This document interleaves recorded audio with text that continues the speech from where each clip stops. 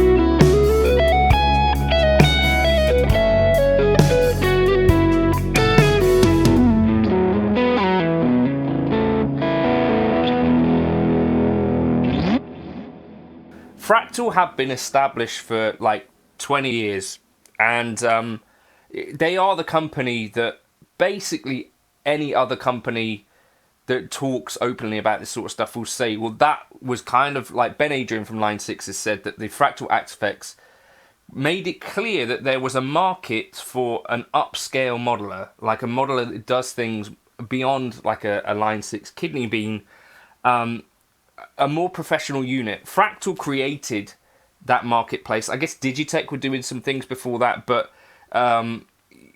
you know, a more modern kind of approach to this sort of thing. And I think the Digitech stuff was slightly cheaper anyway. So the Axe FX, I think, set a few things in motion. So not just the, you know, a professional unit that could be tour worthy, that did get picked up by kind of pros early on. The first time that I remember hearing about Axe FX was Misha Mansoor from Periphery on the Petrucci forums, became an Axe FX guy. Before that, he was an XT, and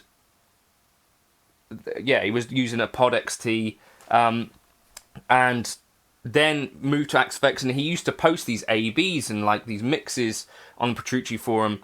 And I think in large part, he's a big part of how this kind of community and this space kind of evolved.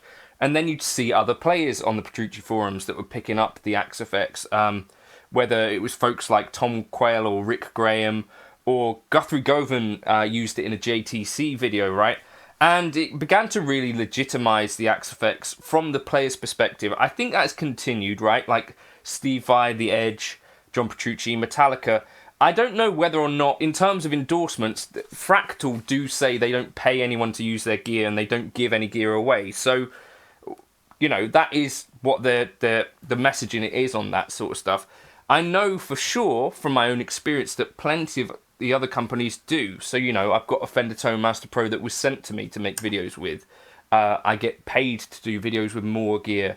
I've been paid to do videos with Line 6 gear. You know, they've sent me gear. For Fractal, well, no, my first experience with an FM3 was with the Waitlist, and my buddy Kevin over in America basically facilitated that, so it got sent over to me. I paid for that unit, and then eventually a relationship with G66, who are a distributor for Fractal, so they're not Fractal per se, but they have an interest in selling this gear. I make a weekly video for them. That's kind of how it works. Many of these other companies, you know, like when you saw Quad Cortexes everywhere on launch, and you see this with most other companies where it's like there is a big sort of, you know, chunk of people that are checking out that gear for the first time. And you think, well, was there ever really a relationship between Line 6 and whoever is showing you this thing? So I think, as knowing some part of the business, Fractal, I think, retains the most actual just word of mouth and experience-based, what would the word be, reputation of all of the devices to me. You know, I personally have never seen Fractal actually sponsor an advert anywhere. I see Neural DSP adverts all the time, as well as, you know, loads of people that are getting sent Neural DSP products. The other thing to say is that in terms of finding them in shops, you know, it's a direct consumer model, which I think in some ways you could see the idea that obviously if you could get into a shop and play one, you'd have more confidence in that. But the other thing to say versus other modelers is, you know, if you buy any other modeler that I show you on this channel via my description, there are affiliate links, you know, like with Andertons or Thomann, and, you know, if you're in America, folks deal with Sweetwater and stuff that can get you, you know, quite a sizable chunk of income, you know, because it could be between 2 and 4% or something of the sale of the units. So there is actually a financial disincentive to do too much Fractal sort of demos versus actually doing some of the other gear. And so that, I think that is worth mentioning as well, because, you know, as I say, you can find a Quad Cortex in Sweetwater, you can find it in Andertons and Thomann. If I become a Quad Cortex guy and start promoting the Quad Cortex massively, you know, I could make some chunk of money through affiliate links. That no one is getting any money that I'm aware of via affiliate links to this gear. And that is, again, just something that you might not have thought of that is worth bearing in mind. I think it's so common to obviously, think that there is a lot of this sort of, would you use that unit if you weren't being paid to use it, or were you sent that for free? All of that sort of stuff going on. I think that this is worth mentioning about the Fractal stuff. Now, you will never hear anyone say that the Fractal units are the most easy to use. But I think with that workflow, if you invest some time into the unit, you spend a chunk of money on these, whether it's the FM3, which is like 1,200, I think. The FM9 is now about the price of a Helix Stadium, I think. This is the other thing I've noticed, if you go onto the Fractal Facebook group and stuff, it does seem to be quite a lot of pro users go for the Fractal. And I've got friends myself that have switched over from Quad Cortex, maybe because of reliability issues, or maybe because they've heard about reliability issues and then switched over to Fractal and thought, well, that's the unit for me. I'm sure there are people that have gone in other directions, but yes, I don't know. It's been sort of the industry standard for a long time, I guess alongside Kemper, but the Neural DSP have made quite a big indent into that industry. I think through marketing, through an aggressive sort of influencer marketing strategy, which is unprecedented really in the modeling world, and they've made some real strides. One of the things that most people will know about Fractal is that the factory presets are comparatively strong versus the competition. So I'm just going to run through a few factory presets here. The other thing that you should know about Fractal is that they have, for every channel basically block, you have 4 channels that you can switch between. So it's quite different from any other modeler in the fact that you can have quite a simple looking preset that switches channels between 4 amps and it still kind of looks simple to use. So this is a 59 bassman.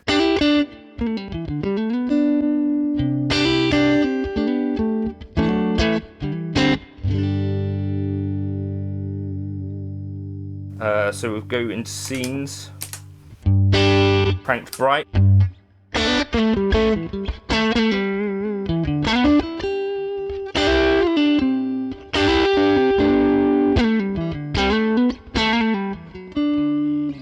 So nothing crazy going on here. It's okay, well, these are pretty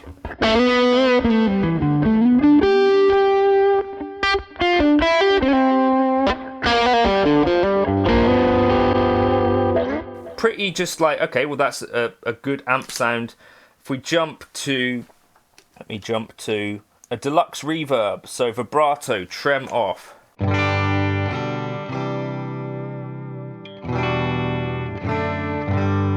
Bit of delay.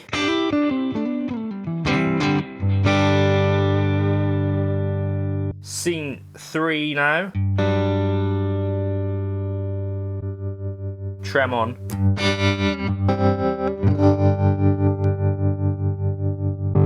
Full OD.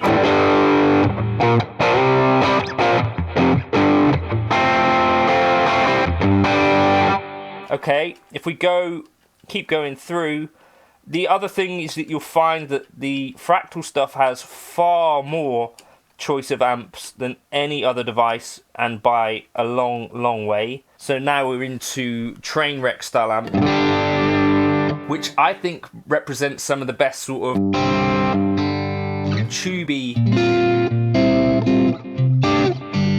glassy elements of the Fractal stuff.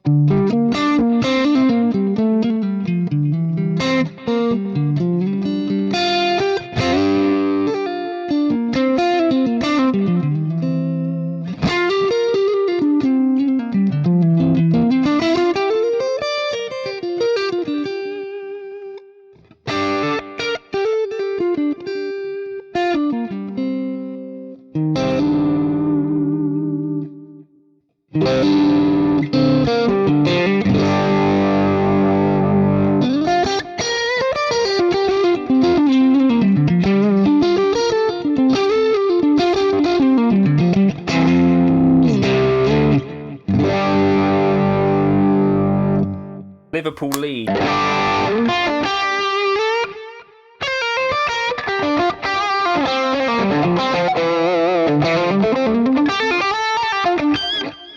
Caroline Tucana.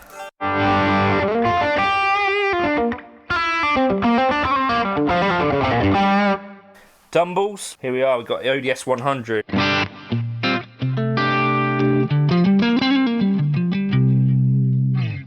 Okay, let's...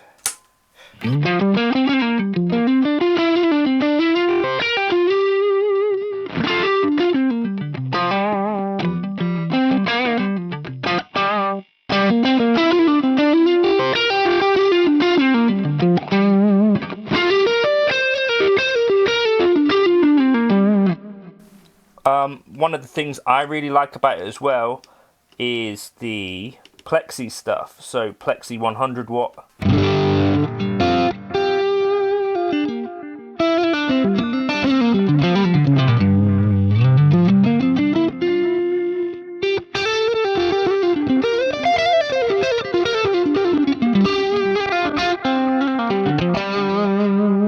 So this is 1970.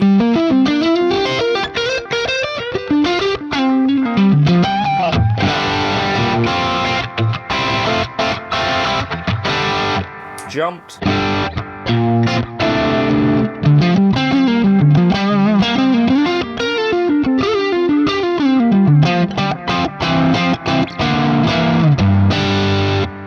me find an AC20. Morgan AC20 is one of my favourite amps in here. AC20 Deluxe.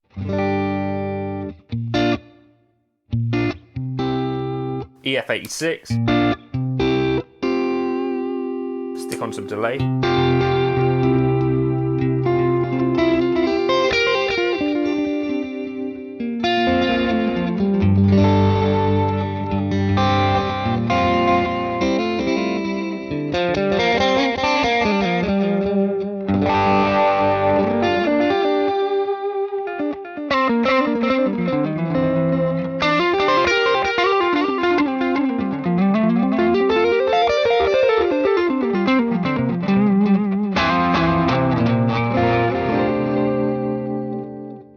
Let's find some really odd. So now we're going to go into scenes mode.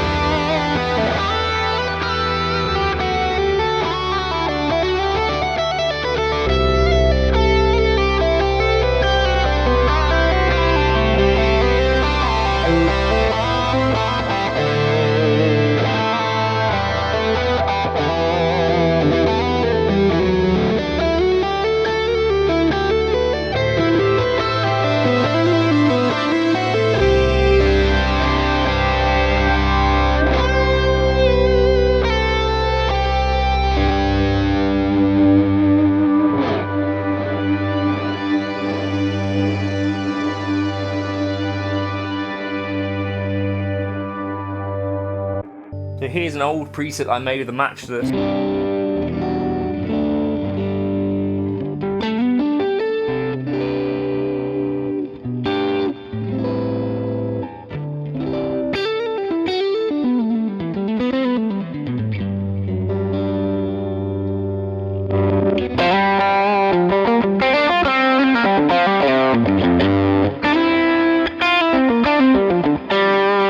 Solo.